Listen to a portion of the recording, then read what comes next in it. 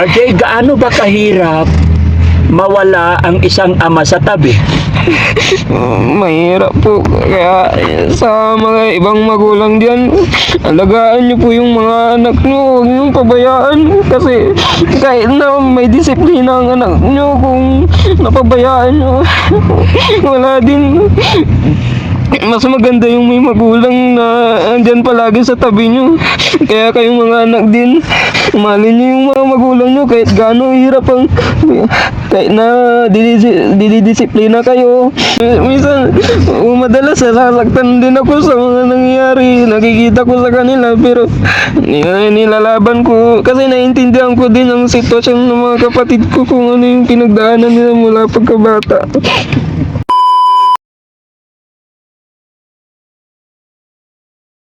Oh, ayan na, magkasama na kayo? Aljon? Opo. RJ?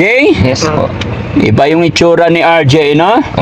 Sinong kamukha ni RJ? Dulot ng stress kasi yan. Ha? Dulot ng stress yan, kaya ganyan. Dulot ng stress. Pero ang gwapo eh. Opo. Mataba naman eh. Opo. Ano po siya, yung gamot niya po, ginagawa niya po yung tigyawa niya, pero bumabalik po. Bumabalik. Ano po, tulungan niya rin. Okay. Dulot ng stress talaga yan. Dulot ng stress.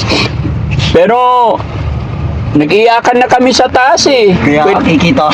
Nakita mo? Umiyak rin Kikita po. ko, ang emosyon doon, sabi ko, ganito mangyayari, sabi ko sa isipan ko. Oh, na-psycho mo. Psycho ko. Sa totoo lang, talagang naawa ko at natouch ako sa Story. pamamaraan ni RJ kung paano niya i-manage yung pamilya nyo dahil nakita ko at sinabi nyo rin na siya talaga yung naghahanap buhay, Pupursige. nagpupursige, no? Tapos nung narinig ko yung sinabi ni RJ na syempre nagkaroon ng pagkukulang si tatay, pero sa yakapan pa lang is nasabi na ni RJ agad na pasensya ka na tay, ginawa ko lahat ng aking makakaya. Dumating na yung point na halos bumigay na rin ako, sabi niya. Kaya doon ako natouch talaga. Doon ako nadurog yung puso ko bilang kapatid ninyo. Siya yung pumalit sa tatay nyo na gampanan yung tungkulin ni tatay. Pero nakakatas doon, siya pa rin yung nagsusori na sinabi niya halos bumigay na rin yung kanyang kaisipan. Saludo sa iyo, RJ. Matatag ka naman. Kaya mo yun. Sabi niya, inisip niya si nanay niya, nanay niyo, kayo mga kapatid niya. Kaya bilib na bilib ako kay RJ, no? Huwag kang mag-alala, RJ, magmula ngayon, hindi naalis ang iyong tatay. Tutulungan ka na niya. Gusto din po nagpapasalamat. Kasi andyan kayo palagi. RJ, Kahit sa ibang tao. RJ, gaano ba kahirap mawala ang isang ama sa tabi? Mahirap po. Kaya sa mga ibang magulang diyan, alagaan niyo po yung mga anak niyo. Huwag niyong pabayaan. Kasi kahit na may disiplina ang anak niyo, kung napabayaan niyo, wala din. Mas maganda yung may magulang na andyan palagi sa tabi nyo. Kaya kayong mga anak din, mahalin nyo yung mga magulang nyo kahit gaano hirap ang kahit na didisiplina kayo. Yun lamang po. Maraming salamat. Sa mga kapatid mo, anong mensahe mo sa mga kapatid mo?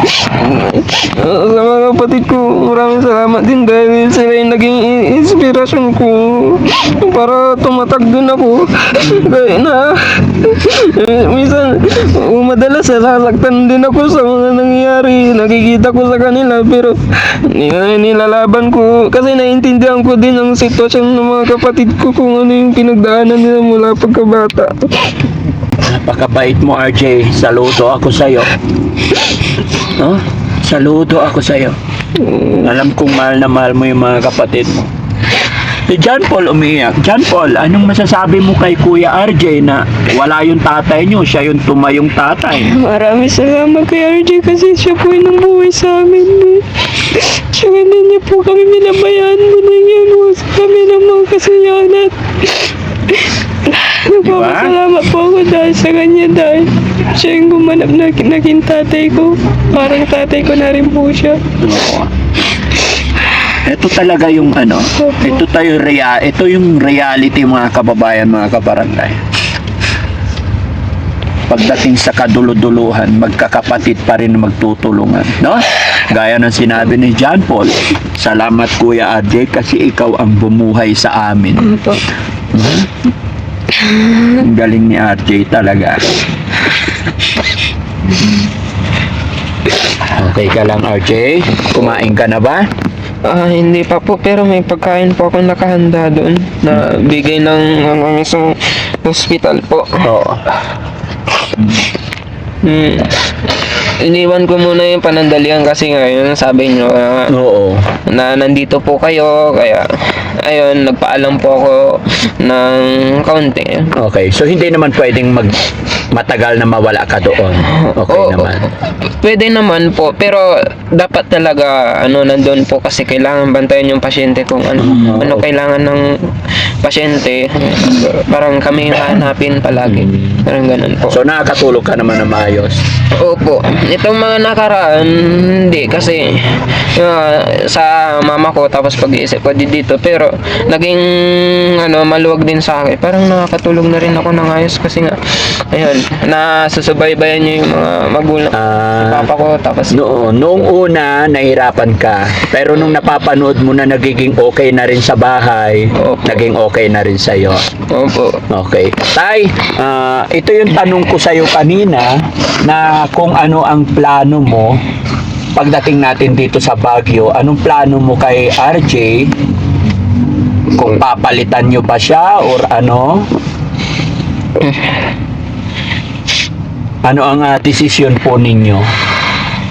Siyempre, alam ko si RJ pagod na din, pero nasa inyo pa rin yun. Kung sakali din, tingin ko ako din kasi may kasalanan din ako kay nanay ko. Gusto mo rin magbantay. Hindi ako magbantay para kay nanay kasi sa akin ang galing na ibig kong sabihin, yung kailangan niya na may kadamayan, ako yung nilapitan ng nanay ko. May nagawa akong kasalanan kay nanay, nagtutok ako sa cellphone, nagkulang ako sa kanya. Na yun ang dahilan kaya na-depress ang nanay ko. Sinulan niya yung wala siya makausap, na ako yung inasahan niya makakausap pero hindi ko siya kinausap. Pwedeng ako na humarap sa kanya. Si John Paul, iyak nang iyak si John Paul. Ba't umiyak si John Paul? Gabi, parang bumabalik sa akin yung mga alala ko po na dati ko po naging masaya po ako dahil kay RJ at siya po din rin na nagbigay ng cellphone na makapag-aral din po ako na maayos. Dahil sa kanya, salamat po talaga. Gaano kabait si Kuya RJ? Talagang po, sobrang bait-bait niya po talaga. Parang magulang na rin po. Yun na lang masasabi ko dahil wala akong masabing iba pa. Si Aljon, umiiyak din si Aljon. Aljon, okay ka lang? Ba't ka umiiyak? Yung masasabi ko kay Ardy, yung wala siya tatay dito. Siya yung mismo kumontrol sa akin na sa totoo lang, yung ugali ko is galit po talaga ako. Minsan po, hindi ko makontrol yung gali ko. Talagang sinisigaw ko kapag minsan. Pero hindi ako nawawala sa sarili ko. Pero kapag dinalabas ko, parang nakakapagpagal ng loop sa akin. Tas ito sa atin, sinasabihin dito ko na, kaya to kasi kaya may mga tamang ganyan sa tabi-tabi natin kasi nung araw na yun, kulang din kami sa payo, parang isa lang yung words, parang sa sarili lang namin na salita yung kasi ito mga magulang namin, kung nangarang hindi pa kami nagkakabinan. Dami nilang di pa sabi doon, kaya ngayon lang nasabi ni tatay yung mga gusto ko marinig sa kanya, sa kapatid sa kanya kasi alam ko sobrang sipag niya yung sa pagsusugal niya kasi si nanay kasi hindi po siya matapang kaya si tatay gumawa siya ng paraan kung paano kami pero yun nga nababangkrap sa ginagawa niya kaya ganun. Nababangkrap. Opo. Okay. So, ibig sabihin, Aljon, nung mga panahon wala yung tatay ninyo tapos si RJ ang nagko-comfort sa'yo. Opo. Pagka halos hindi mo na makayanan, sinisigaw mo na lang yung galit mo Opo. para mabawasan yung bigat. Opo, para hindi ako makatulad ni nanay, ganun. So, Iniwasan ibig ko rin. sabihin, Arjun, dumating din yung point na parang nagagalit ka sa tatay mo nung time na wala siya. Sa totoo po, parang katulad ni Arjun na sabi niya, dito muna tayo. Dapat tumayo na daw akong magulang kasi matanda na rin ako. Pero iniisip ko sa sarili ko, yung nga po, nahihiya pa akong gawin yung dapat gawin, ganun. Okay, at least unti-unti nagkakasama-sama na kayo, ano? Yung mga nangyayari sa inyo ay isipin nyo na lang na parang pagsubok lang. Sinusubok lang kayo ng Panginoon para mas maging matatag pa kayo, okay? Para maging mas matibay pa, no? RJ, nandito na ang iyong tatay na siya yung dahilan kung bakit ka halos bumigay noon. So, anong gusto mong sabihin kay tatay ngayon para hindi na kayo iwanan? Kasi sakit yung ulo ko. Na-speechless din ako eh. Pero, yun, wala akong masabi. Parang, yun nga, masaya ako na sobra. Kasi, andyan na sila kasama ko. Parang, magtulong-tulong ulit, bumangon, para maging healthy ulit yung pamilya. Yes, Ganun po. very good. Huwag ka mag-alala, RJ. Opo. May awa ang Diyos. Opo. Gaya ng pagtitiwala mo sa ating Diyos Ama. Hindi kanya bibiguin. Opo. Gaya ng sinabi ko rin sa iyong mga kapatid, gagawin ni Daddy Frankie and team ang lahat ng aking makakaya paano kami makatulong. Opo. Alam mo ba na may binigay na akong motor sa inyo doon sa bahay para panimula gamitin ng iyong tatay kasama kayong magkakapatid, gamitin sa panghanap buhay. Opo. Kaya excited ako at nananalangin ako na sana makauwi at maging maayos na ang inyong nanay. Alam ko magiging matatag at magiging masaya ang pamilyang ito pag nagsama-sama na kayo. Opo. Okay? Kaya gaya ng sinabi ko, tulong-tulong kayo. Pagpatuloy pa rin tayong kumapit sa ating Diyos Ama, manalangin. No? Opo. Kaya yan. No? Opo. Maraming salamat po. Tay, ano naman ang masasabi ni tatay? Naririnig ng iyong mga anak. Gusto ko magmula din sa iyo kung anong plano mo para mas lalong tumibay, mas lalong lumakas ang iyong mga anak. Marinig nila yung salita ng kanilang iniidolong tatay, which is ikaw po yun, tay.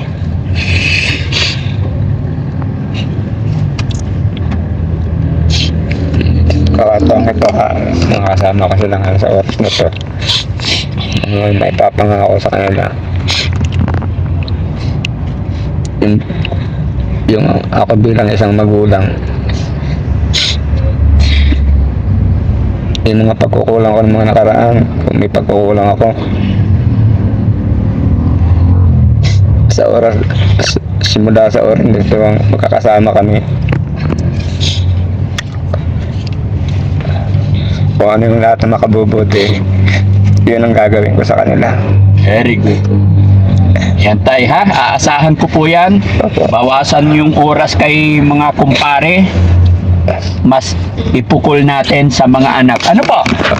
Okay, very good. Tanong ko lang RJ, pwede ba kayong pumasok lahat doon para makita yung nanay nila? O isa lang? Parang limited po kasi yun. Opo. Tsaka bawal din po makita yung mga nasa loob. Kumbaga private. Private. So isa lang talaga, ikaw lang. Opo, pwedeng pumasok kayo kasi visiting 11 to 2 p.m. Oo. Yun, pero bawal yung camera po. Oo. Hindi, kahit Kahit sa kayo na labas. lang. Opo. Kayong family, kami maghihintay na lang dito. Bibigyan ko kayo ng chance si tatay para makita niya yung asawa niya, mama nyo. Sa nanay din makita din kami. Okay. So, okay lang? Yung subukan kong ipaalam kung pwede sana ilabas si mama ko. Ay, hindi pa sila papayag. I'm sure yun. Hindi, Kayo po ang lalapit doon. At alam ko rin po yung rules and regulation, kaya nga nandito lang kami dahil ayoko magkaroon ng violation din. Dahil ang layunin lang ng Team Daddy Frankie is mai-assist kayo, di ba? Matulungan lang kayo. Pero wag mo nang sasabihin na ipaalam yung nanay mo. I think hindi po pwede yun. No? Makikita lang natin yun pag papalabas na talaga sila. Okay. No? Nga pala, nung dinala ang nanay mo dito, sinong mga kasama mo nagpunta dito? Sino yung mga nagdala sa'yo dito? Nakalimutan ko na po yung mga pangalan nila. Pero anong ahensya? Parang pangyayari. Oo. Una, di ba, galing ako sa pagsamba. Sabado yun. 7 po. 7. Tapos, hindi na ako umuwi galing kapilya. Diretso na ako sa police station. Yun. Tinawagan kasi ako eh. Tapos, yung dalawang pulis, inassist po ako na si mama ko ayusin yung mga papel niya para mahihatid dito. Pumunta muna kami sa DSWD, tapos bumalik ulit kami sa police station, tapos naghintay na lang po kami ng ambulance Para dinala dito. Opo. Alam mo, RJ, kaya ako tinatanong kasi alam ko po kung sino yung mga taong tumulong at nagdala sa inyo dito. Opo. Ang purpose ko lang po is para pasalamatan din natin sila dahil isa sila sa mga way para unti-unting mapagaling ang iyong mama. Opo. At magmula po kay Daddy Frankie, mga kababayan, sa pamunuan po ng DSWD na tumulong sa pamilyang ito para madala si teacher, ako po ay nagpapasalamat sa pamunuan ng DSWD dito sa ating bayan ng San Carlos. No? At syempre sa ating mga kapulisan, maraming salamat, sir, sa mga kapulisan na tumulong kay RJ. Ako po ay lubos na nagpapasalamat dahil unti-unting nagkakaroon ng pag-asa yung pamilyang ito na dati ayon kay RJ halos bumigay na rin ang kanyang mentality. Narinig ko po sa kanya yan kanina. Kaya talagang nadudurog ang puso ko. Pero ngayon alam ko sa tulong at gabay ng ating Panginoon at sa pagkakaisa natin lahat, alam ko walang imposible. No? So RJ, bigyan kita ng pagkakataon para pasalamatan din yung mga nag-attend sa inyo dito. Napakalaking bagay po yun. Opo. Sige po. Hello po sa inyo, lalong-lalo na po dyan na nagtatrabaho sa DSWD, mga social worker, yung mga lalo din dyan sa office sa police station. Nagpapasalamat po ako sa inyo dahil tinulungan nyo po ako, hindi nyo po ako pinabayaan. Hinatid nyo po kami dito ng ligtas para maipagamot si mama ko at gumaling po siya. Maraming salamat po. Yun lamang po. Saan police station yun? Doon po sa San Carlos. Yun. Yes po. Shoutout po sa mga police natin dyan sa police station ng San Carlos at shoutout din po kay Mayor. Maraming salamat po. So pupunta kayo doon, tatry nyo. Pero dito lang kami, maghihintay lang kami dito. Pwede po tayong dumiretso po dyan kasi medyo malayo. May parking ba doon? Opo, nagpaalam din po ako sa guard. Oo. Sabi niya, sige, pwede mag-park dito, basta sandali lang. Sabi niya, Oo. subukan po natin. Oh, tapos aalis din. Asan na yung driver natin? Boss, Tax. Ituro ko na lang po yung... Pasok ka muna, Tax. Pasok ka. Pero I think, ano bang sinasabi niya? Gusto niya siya ang maiwan? Kung kung sakali pwede, Opo, ako pero- pwede may... Oo, alam ko hindi pwede. Si Kuya, gusto niyang gawin yung best niya. Pero Kuya, Sige, okay lang kung titiwala na lang ako sa inyo. parang ako na lang po yung magbabantay sa... Ay, ikaw pa rin. Okay. Oh, yes. Kasi nagtitake din ng medicine si Kuya. Opo. No? Tsaka alam ko hindi kakayanin pa. Opo. No? Sige. So, paano? Diretso na tayo doon? Opo. Kung wala na po nga. Okay na, kami walang problema. Huwag kang mahiya, RJ. Kung ano yung gusto mong sabihin, kung anong gusto mong request, ang araw na ito, moment na to is para sa inyo. Kaya wag nyo kaming iisipin. Opo. Okay? Opo. Tay, hindi makapagsalita si tatay. Anong gusto mangyari ni tatay? Yung kasiyahan ko, ay yung ano ko lang sa nararamdaman ko. Ngayon ko lang nararamdaman yung pagmamahal na binigay sa akin ng mga anak ko. Sobra-sobra po. Napakaswerte mo, Tay. Napakabait ng iyong mga anak. Gaya ng aking sinabi, lahat naman tayo nagkakamalit, may pagkukulang, pero ni 1% walang hinanakit ang iyong mga anak. But cause sila pa rin yung humingi ng dispensa siya sa'yo. Kasi sabi nga ni RJ, ginawa na niya ang lahat yung kanyang magagawa nung time na wala ka, pero alam niyang kulang pa rin dahil nangyari sa kanyang nanay, sa kanyang mga kapatid. Pero gaya na aking sinabi, kasama sa buhay yung mga ganitong bagay, no? Okay, sige guys, abante tayo, ituro mo yung daan. Opo. Sige. Buti naging kabisado mo na rin dito. Opo, kasi tagal na rin ako, mag-iisang buwan na rin. Mag-iisang buwan ka na dito. Nung dumating ka dito, wala ka pang alam. Opo, halos mawala-wala ako, tatanong-tanong lang ako Oo. para may maalam. Lakad-lakad lang. Oo po, pero di din basta-basta right turn po. Ano po yan? Galing ka na yata din dito yata mo, Jay. Dito, pasok tayo rito. Opo. Ayan. Pumasok na kami rito kanina eh. Ay, opo, pero left turn tayo. Left turn na tayo. Yes po. Okay, left turn. Ayan, dumiretso kami doon yata. Left turn, left. Dito rin tayo. Opo. Diretso lang po natin. So malayo ang nilakad mo papunta doon sa pinarkingan namin. Talagang naghanap din kami ng magandang lugar para maging maayos yung usapan natin. Kasi kung papasok kami dyan basta-basta na hindi namin alam kung nasaan ka, ay talagang may hirapan din kami. At umiiwas din kami na makapag-video sa mga danger zone. Tama ba ako? Hindi, yung joke lang mga kababayan. Yung mga hindi pwedeng lugar, lalo na sa loob ng bahay pagamutan. Alam nyo po yan mga kababayan. Ingat na ingat at iniiwasan ni Daddy Frankie na magkaroon ng violation. At baka may alang is bawal na mag-video, kaya huwag kayong magtaka kung ma-stop namin to mga kababayan. Ha?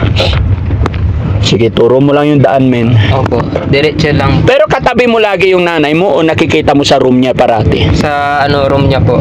Pupunta ka. Opo, papasok po ako. So ikaw rin nagpapakain sa mama mo. Kaya niya po kumain. Kumakain na siya mag-isa. Alam mo ba na unang-unang punta namin sa mama mo, nakita ko yung sitwasyon. And then, binihisan namin siya. And then, pag alis namin, siya naman dumating daw si kuya, kaya pinakawalan niya. Opo. Kaya doon nagsimula. Right turn. Turn right. Dito din tayo galing kanina. Oo. Pinasok na namin to kanina. Nakakahilo. Okay lang. Buti hindi ka giniginaw dito pag gabi. Medyo ngayon yung panahon, mainit. Mainit ngayon. Okay. Hindi. Buti napagdala ka ng mga damit mo. Dito po yung Ay, ikaw. Pero, Diretso lang?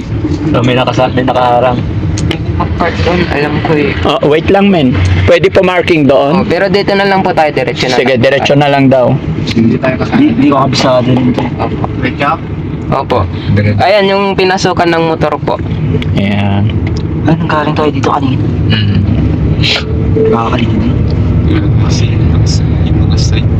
Ito ba? Ayan. Dito po. Ito mismo. Ito daw. Papasok tayo dyan? Kung may may mga bakante po kasi dyan eh. May bakante daw. Sige, papasok tayo. Umaga na parang wala nang pag-asa. Gabi na di mo alam kung saan kakapit. Ngunit may tinig na maririnig. At kahit gaano